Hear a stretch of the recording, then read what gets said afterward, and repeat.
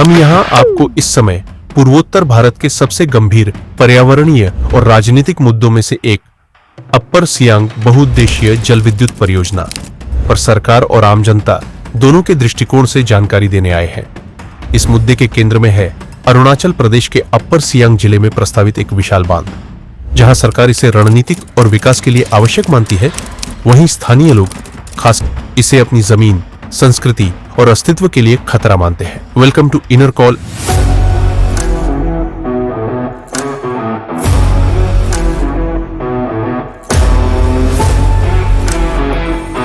NHPC national hydro electric power corporation द्वारा संचालित यह परियोजना सियांग नदी पर 300 मीटर ऊंचा बांध बनाने का प्रस्ताव रखती है। इसका उद्देश्य 11,000 से 12,500 मेगावाट बिजली उत्पादन करना है, जो भारत की अब तक की सबसे बड़ी जल विद्युत परियोजना होगी। लेकिन सिर्फ बिजली नहीं, यह बांध चीन की तरफ से आने वाली यारलुंग त्सांगपो नदी, भारत में सियांग के प्रवाह को नियंत्रित करने के लिए एक विशाल जलाशय के रूप में भी कार्य करेगा। सरकार का कहना है कि यह बांध असम और बांग्लादेश जैसे नीचे के क्षेत्रों में बाढ़ नियंत्रण और जल उपलब्धता को सुनिश्चित करेगा।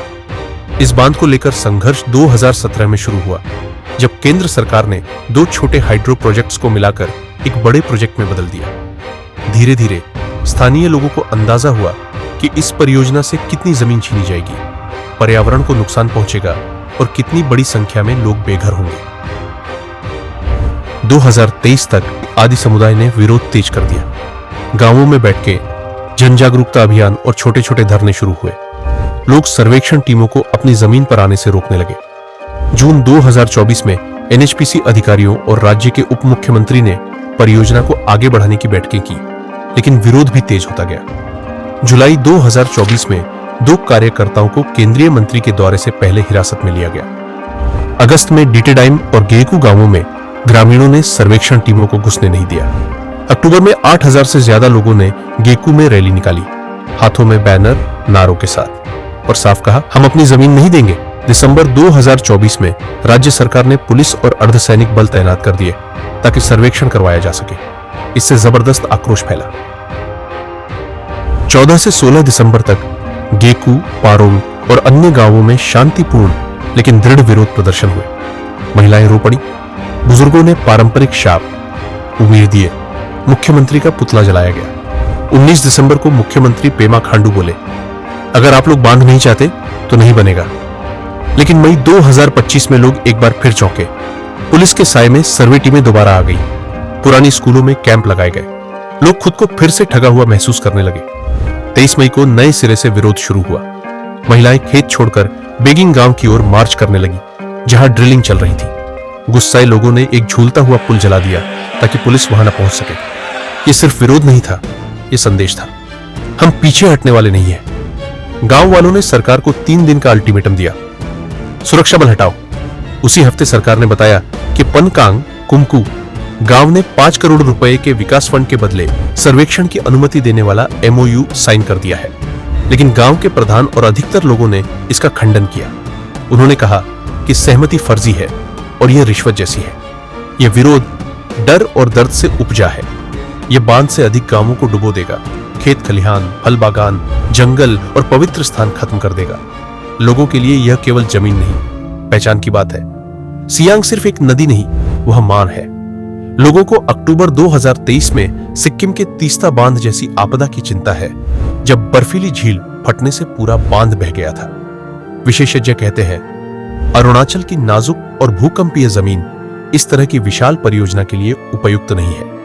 कानूनी तौर पर ग्राम सभाओं से सहमति लेना जरूरी था, लेकिन ग्रामीणों का कहना है कि कई जगह बिना पूछे या फर्जी तरीके से सहमति दिखा दी गई। एक गांव के प्रधान को केवल विरोध के कारण निलंबित कर दिया गया।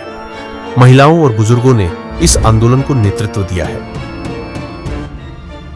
सरकार का कहना है कि यह परियोजना सिर्फ अरुणाचल नहीं, पूरे देश के लिए जरूरी है।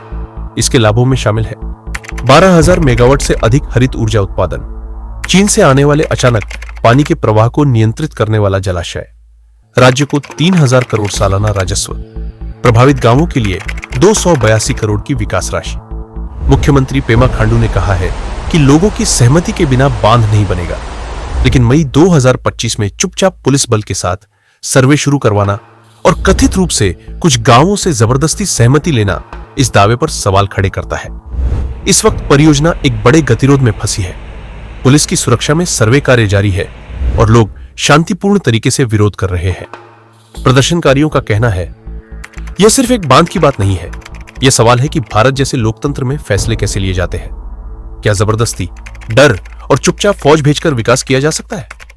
देश विदेश में इस आंदोलन की गूंज सुनाई दे रही है। आदि महिलाओं के पुलिस के सामने रोते हुए वीडियो, पत्थरों पर नो डैम लिखे नारों की तस्वीरें और ग्रामीणों की भावनात्मक अपीलें सोशल मीडिया और मीडिया में छा चुकी है। सिक्किम और असम जैसे राज्यों के लोग भी एकजुटता जता रहे हैं। इस परियोजना का भविष्य अनिश्चित है, लेकिन इतना तय है, सियांग घाटी के लोग झुकने वाले नहीं हैं। उनकी आवाज, उनके गीत और उनके आंसू भारत में पर्यावरणीय न्याय की एक नई कहानी लिख रहे हैं। वहीं दूसरी ओर सरकार भी अपनी जगह बिल्कुल सही नजर आती है। चीन से पानी का खतरा और युद्ध जैसी स्थिति में इस बांध का उपयोग बेहद कारगर साबित हो सकता है। और इस पूरी कहानी के केंद्र में है एक नदी, पवित्र, शक्तिशाली और अदम्य।